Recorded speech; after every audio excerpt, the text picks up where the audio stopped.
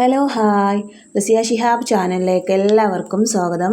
അപ്പോൾ ഇന്ന് നമ്മളിവിടെ ഉണ്ടാക്കുന്നത് ഉള്ളിയും മുട്ടയും ഉണ്ടെങ്കിൽ ഒരു കിടിലൻ സ്നാക്സ് റെസിപ്പിയാണ് കേട്ടോ. ഈവനിങ് സ്നാക്സ് റെസിപ്പിയാണ്. അപ്പോൾ അത് ബാക്കി നമ്മുടെ വീട്ടിലുള്ള ചേരുവകളൊക്കെ ചേർത്തിട്ട് നമുക്ക് വളരെ ഈസിയായി ചെയ്തെടുക്കാൻ പറ്റും. അപ്പം എങ്ങനെ അതിൽ ഉണ്ടാക്കാൻ നോക്കാം. അതിനായിട്ട് ഞാനിവിടെ ഒരു സവാള എടുത്തിട്ടുണ്ട്. നീളത്തിൽ കട്ട് ചെയ്ത സവാളാണ്. അത് ഞാൻ ഒന്ന് ഇടർത്തിയെടുത്തിട്ടുണ്ട് കൈകൊണ്ട്.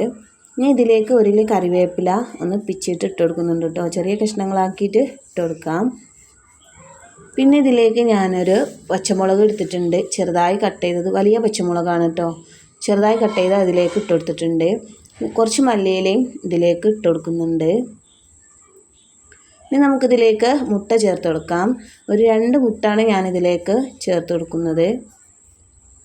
നമ്മൾ ചാനൽ ആദ്യമായിട്ട് കാണുന്നവരൊന്ന് സബ്സ്ക്രൈബ് ചെയ്യണേ. തൊട്ടടുത്തുള്ള ബെല്ലൈക്കണും കൂടെ ഒന്ന് അമർത്തിയിട്ടുണ്ടെങ്കിൽ ഞാനിടുന്ന എല്ലാ വീഡിയോസും നിങ്ങൾക്ക് അതാത് സമയം കിട്ടും കേട്ടോ. ഇനി ഇതിലേക്ക് ഒരു 2 ടേബിൾ സ്പൂൺ കടലമാവ് ചേർത്ത് കൊടുക്കാം. ഇനി ഇതിലേക്ക് ഒരു 2 ടേബിൾ സ്പൂൺ അരിപ്പൊടി ചേർത്ത് കൊടുക്കാം.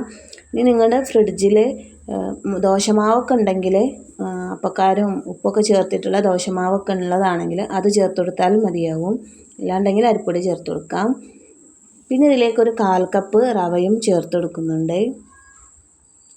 ഇനി ഇതിലേക്ക് 1 ടീസ്പൂൺ വറ്റൽമുളക് ചേർത്ത് കൊടുക്കാം. ഇതിൻ്റെ കൂടെ തന്നെ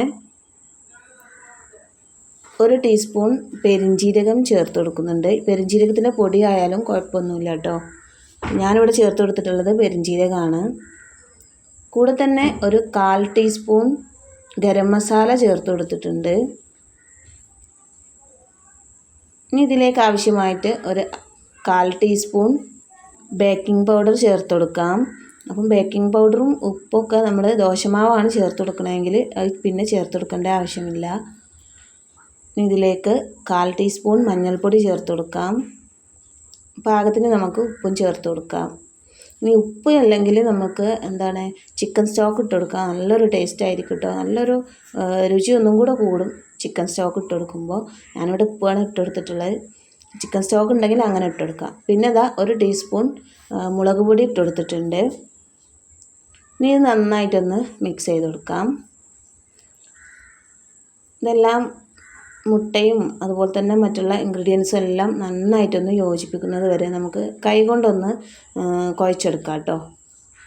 സ്പൂൺ അവിടെ വെച്ചിട്ടൊന്ന് കൈ കൊണ്ടൊന്ന് കുഴച്ചെടുക്കാം. കുഴച്ചെടുക്കുന്നതിന് മുമ്പായിട്ട് നമ്മൾ ഇതിലേക്ക് ഇഞ്ചി വെളുത്തുള്ളി പേസ്റ്റ് ഇട്ടെടുക്കണം. അതൊന്ന് ഇട്ടെടുക്കാൻ മറന്നിട്ടുണ്ട് കേട്ടോ. അപ്പോൾ ഞാനിവിടെ ഇഞ്ചി വെളുത്തുള്ളിൻ്റെ പേസ്റ്റ് ഇതിലേക്ക് ചേർത്ത് കൊടുത്തിട്ടുണ്ട്. ഇത് നന്നായിട്ടൊന്ന് കുഴച്ചെടുക്കാം. അപ്പോൾ ഞാനിവിടെ കൈ കൊണ്ട് നന്നായിട്ടൊന്ന് കുഴച്ചെടുത്തിട്ടുണ്ട്. നന്നായിട്ടൊന്ന് കുഴച്ചെടുത്തതിന് ശേഷം നമ്മളിതിലേക്ക് കുറച്ച് വെള്ളം ആഡ് ചെയ്ത് കൊടുക്കാം കേട്ടോ. വെള്ളം ചേർത്തിട്ട് നമുക്കിതൊന്ന് കുഴച്ചെടുക്കാം. ഏകദേശം നമ്മൾ ഉള്ളിവടയൊക്കെ ഉണ്ടാക്കുന്ന ആ ഒരു രീതിയിൽ കുറച്ച് വെള്ളം ചേർത്ത് നമ്മൾ കുഴച്ചെടുത്തിട്ടുണ്ട്. ഇനി നമ്മൾ ഇത് ഫ്രൈ ചെയ്തെടുക്കാനായിട്ട് അപ്പച്ചട്ടിയാണ് കേട്ടോ എടുത്തിട്ടുള്ളത്. വെള്ളപ്പത്തിൻ്റെ ചട്ടിയാണ് എടുത്തിട്ടുള്ളത്.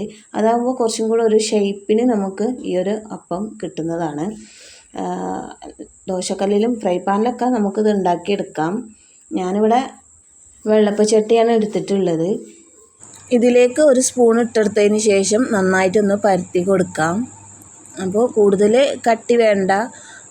ഈ ഒരു രീതിക്ക് നമ്മൾ എടുത്തതിന് ശേഷം മേൽഭാഗം കുറച്ച് ഓയിൽ സ്പ്രെഡ് ചെയ്ത് കൊടുത്തതിന് ശേഷം ഇതൊന്ന് മറിച്ചിട്ട് കൊടുക്കാം കേട്ടോ.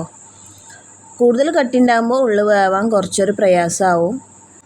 അതുകൊണ്ട് കട്ടി കൂടുകയാണെങ്കിൽ കുറച്ച് ചെറിയ തീയിൽ വെച്ചിട്ട് കുറച്ച് നേരം ഒന്ന് വേവിച്ചെടുക്കണം. നല്ല ഫ്ലെയിം കൂട്ടി കൊടുക്കുമ്പോൾ പിന്നെ അത് കരിഞ്ഞു പോവുകയാണ് ചെയ്യാറ്. ഉള്ളു വേവില്ല കേട്ടോ. അപ്പോൾ പ്രത്യേകം ശ്രദ്ധിക്കുക. നമ്മൾ ചാനൽ ആദ്യമായിട്ട് കാണുന്നവരാണെങ്കിൽ ഒന്ന് സബ്സ്ക്രൈബ് ചെയ്യണേ. തൊട്ടടുത്തുള്ള ബെല്ലൈക്കണും കൂടെ പ്രസ് ചെയ്യണേ.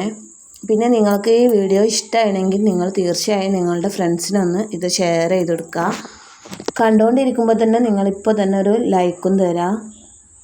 നിങ്ങൾക്ക് ഈ വീഡിയോ ഇഷ്ടമായെന്ന് വിചാരിക്കുന്നു. ഈവനിങ് സ്നാക്സിൻ്റെ ഉള്ളൊക്കെ നന്നായിട്ട് വെന്തിട്ടുണ്ടാവും കേട്ടോ. നല്ലൊരു ക്രിസ്പി ആയിട്ട് നല്ലൊരു ടേസ്റ്റാണ്. ബാക്കിയുള്ളതും കൂടെ ഞാനിതുപോലെ ചുട്ടെടുക്കുന്നുണ്ട്. കൂടുതൽ എണ്ണയൊന്നും ഇല്ലാതെ കുറച്ച് ഓയിലിലാണ് നമ്മളിത് സ്പ്രെഡ് ചെയ്ത് എടുക്കുന്നത്.